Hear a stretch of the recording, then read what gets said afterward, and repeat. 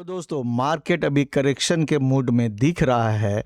तो क्या ये करेक्शन बहुत डीप होने वाला है या एक छोटा करेक्शन के बाद मार्केट फिर ऊपर की ओर जा सकता है?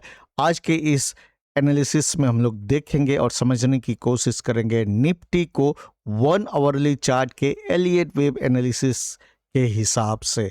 और उसमें भी मैं बात करूंगा जो मैंने पिछले दिनों पॉसिबिलिटी 1 एंड पॉसिबिलिटी 2 के बारे में बात की। उसमें से पॉसिबिलिटी 2 में 1 आवरली चार्ट हमें क्या चीज़ दिखा रहा है। पॉसिबिलिटी 2 जिसको मैंने कहा है उसमें ये है कि ये जो इंटरमीडिएट वेव 3 है ये कंप्लीट हुआ है 5 जनवरी 2026 को। आप यहाँ ध्यान दीजिए, ये 1 आवरली चार्ट है। तो इंटरमीडिएट वेव 3 कंप्लीट हुआ 5 जनवरी 2026 को। इसके बाद यहाँ पे 2 अल्टरनेटिव काउंट्स पॉसिबल है। उसमें एक ये है कि इंटरमीडिएट वेव 4 2 अप्रैल 2026 को कंप्लीट हो चुका है।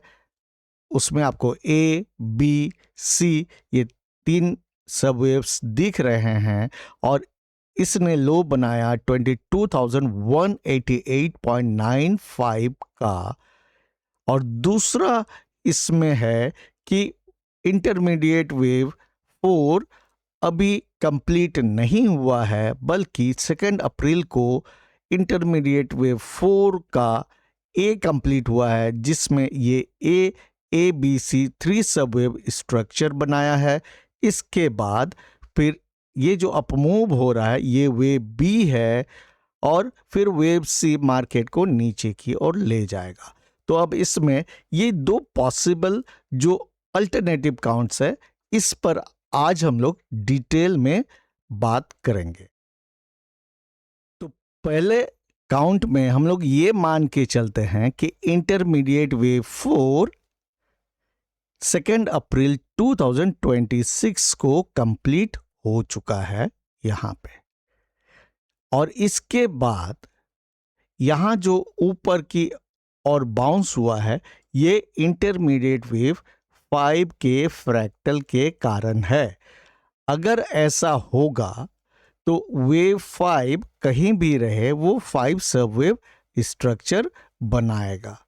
5 सबवेव स्ट्रक्चर अगर बनाएगा इस तरह से 1 2 3 4 and 5 in case of an impulse. और अगर ये डायगोनल होगा तो ऐसे ये 2 हो गया, 3, फिर 4 इस 1 के टेरिटरी में आएगा, फिर 5 बनेगा। तो वेव 5 या तो इम्पल्स होगा या डायगोनल होगा, ये दोनों में से कुछ भी हो सकता है।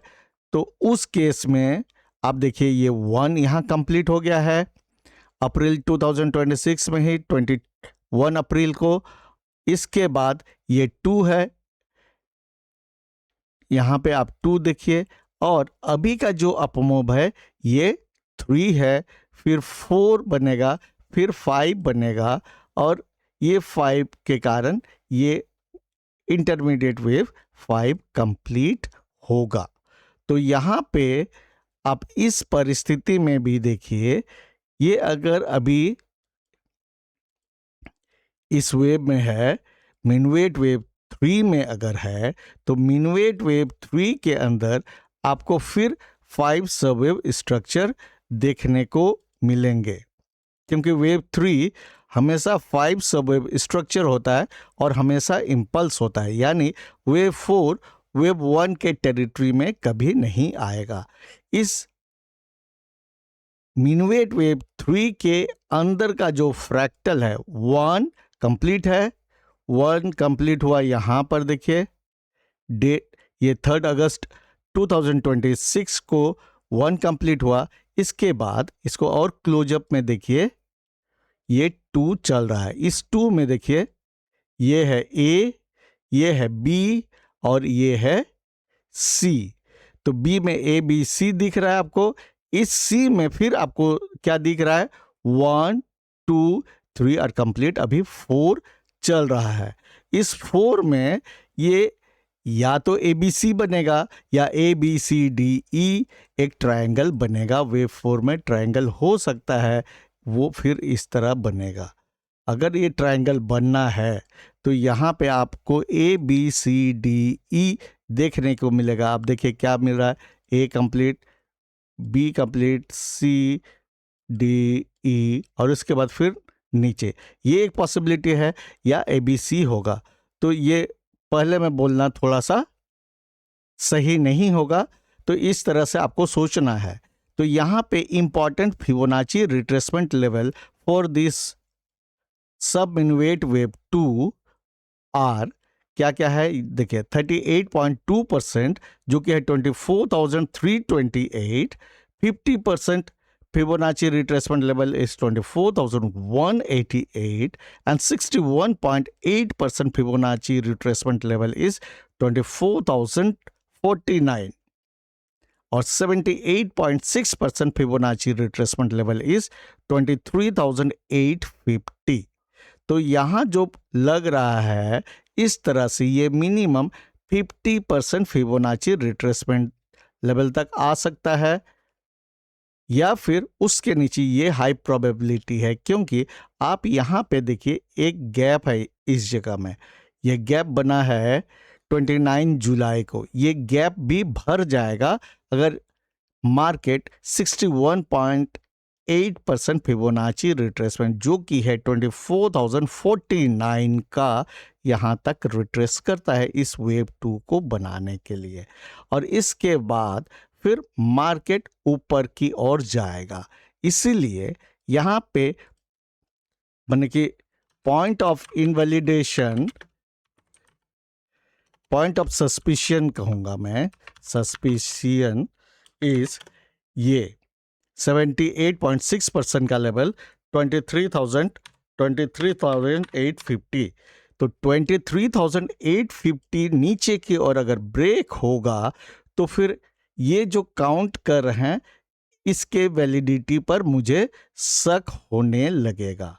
अगर मार्केट ये 50% और 61.8% फिबोनाची रिट्रेसमेंट लेवल से ऊपर की ओर जाता है ये सब इनोवेट वेव 3 बनाने के लिए, और इस तरह अल्टीमेटली ये मिनवेट वेव 3 बनाता है, तो फिर ये मानूंगा कि अभी ये ऊपर की ओर है जब तक कि फिर ये इस लेवल तक नहीं पहुंचता है जहां माइन्यूट वेव 3 कंप्लीट हो, कम से कम माइन्यूट वेव 3 या फिर वेव सी। वेव सी को हम लोग सेकंड अल्टरनेटिव काउंट में डिस्कस करेंगे। तो अगर ये minute wave 1, minute wave 2, minute wave 3, फिर minute wave 4 and minute wave 5 इस तरह से बनाएगा, तो फिर ये आपको यहाँ पे ऊपर की ओर ये वेव 5, इंटरमीडिएट वेव 5 कंप्लीट होगा। हालांकि इसमें और ज़्यादा बुलिश अभी मैं साउंड नहीं होना चाहता हूँ, इतना में ही रखते हैं, जैसे समय आएगा आगे बात करेंगे। तो इसके बाद हम लोग सेकंड काउंट पर आते हैं जिसमें ये मानना है कि intermediate wave 4 is not complete on 2 अप्रैल 2026, जबकि यहाँ पर वेव 4A ही कंप्लीट हुआ है। अब आते हैं सेकेंड अल्टरनेटिव काउंट पर इस पॉसिबिलिटी 2 में, जिसमें हम ये मान रहे हैं कि 2 अप्रैल 2026 को इंटरमीडिएट वेव 4 कंप्लीट नहीं हुआ है, बल्कि ये 4A कंप्लीट हुआ है, जिसमें आप ABC क्लियरली देख सकते हैं। और ये जो 2 अप्रैल के बाद अपमूव आपको दिख रहा है इस वेव 4B के कारण हो रहा है। ये B यहां पर आपको A, B और C, आप इसको देखिए, ये line A, B are complete और सी अनफोल्ड हो रहा है। क्योंकि सी में आपको हमेशा 5 सबवेव स्ट्रक्चर दिखाई देते हैं, तो ये सी फिर जो 5 1 2 3 4 5 बनाएगा वो उसी तरह होगा जैसा कि हमने इसके पहले के काउंट में ऑलरेडी डिस्कस किया हुआ है। इसमें देखिए 1 कंप्लीट 2 कंप्लीट है और ये सी का 3 चल रहा है, तो 1 2 3 4 5 ये डिटो वही होगा, इसलिए मैं इसको फिर से डिस्कस नहीं करना चाहता हूं। तो अभी जो आपको यहाँ से दिख रहा है 11 जून के बाद का जो मूव दिख रहा है, या तो ये माइन्यूट वेव सी है या माइन्यूट वेव 3 है। तो अभी फिलहाल दोनों में मूवमेंट सिमिलर ही होना चाहिए। अगर ये वेव 4B बना रहा है तो वेव 4C इसके बाद मार्केट को वेव 4A के लोअर लेवल यानी 22,188.95 की ओर लेके आएगा, और जब भी 4C बनेगा it will be again a 5 subwave structure. तो उम्मीद है आज का वीडियो आपको समझ में आया होगा। सिंप्लीफाई करने की कोशिश किया हूं मैंने 1 आवरली चार्ट में, so that you can stay aware of the market. So keep learning and stay safe.